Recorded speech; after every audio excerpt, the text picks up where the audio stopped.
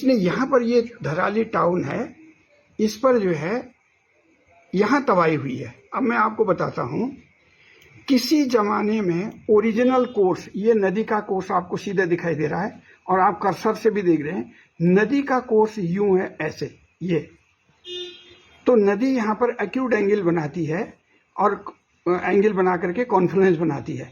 तो ये पूरा ये फ्लड प्लेन है। तो किसी जमाने में नदी ऐसे फ्लो करती होगी और ये पूरा फ्लड प्लेन नदी ने बनाया। उसके बाद क्या हुआ, कालांतर में फिर एक दूसरा छोटा फ्लड आया। इस फ्लड ने इस कोर्स को यहाँ पर ब्लॉक कर दिया, जहाँ पर कि घर बने हुए हैं, इसको ब्लॉक कर दिया।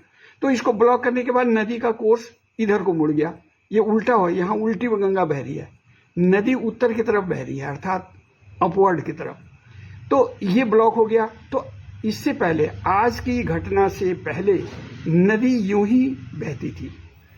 अब क्या हुआ है कि ये त्रासदियां, हिमालय में इस तरह की जो घटनाएं हैं, प्राकृतिक आपदाएं हैं, ये आती रहती हैं, समय समय पर आती रहती हैं। आज के समय में ये जो ह्यूज मटेरियल, बहुत बड़ा मटेरियल, बोल्डर्स, पेबल्स आया, ये अपने ओरिजिनल कोर्स में चला गया। ये यहाँ से आया, इसने फोर्स यहाँ पर मारा और फोर्स मार करके यहाँ से ये फिर यहाँ बहने लगी, अर्थात अपनी ओरिजिनल पोजीशन में फिर आ गई है।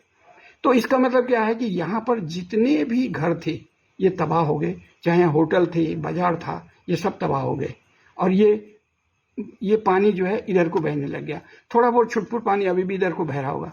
अब आप देखेंगे, जो पुराना धराली गांव था, वो गांव यहाँ पर बसा हुआ है, जो बहुत ही सुरक्षित जगह पर है। यहाँ पर पुराने लोगों ने बहुत सही साइट्स का चुनाव करके अपने घर, गांव यहाँ बनाए हैं, लेकिन यहाँ नहीं बनाए।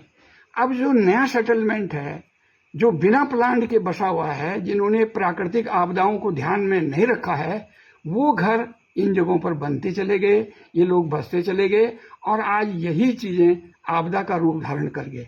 और ये पूरा देख रहे हैं, सड़क भी बन गई, पुल भी बन गया, इधर सड़क बन गई, इसके साथ साथ होटल बन गए। अब पहले ये एग्रीकल्चरल लैंड थी पूरी, अभी भी बाग है यहाँ पर, ये सेव के गार्डन है और ये इस तरह से।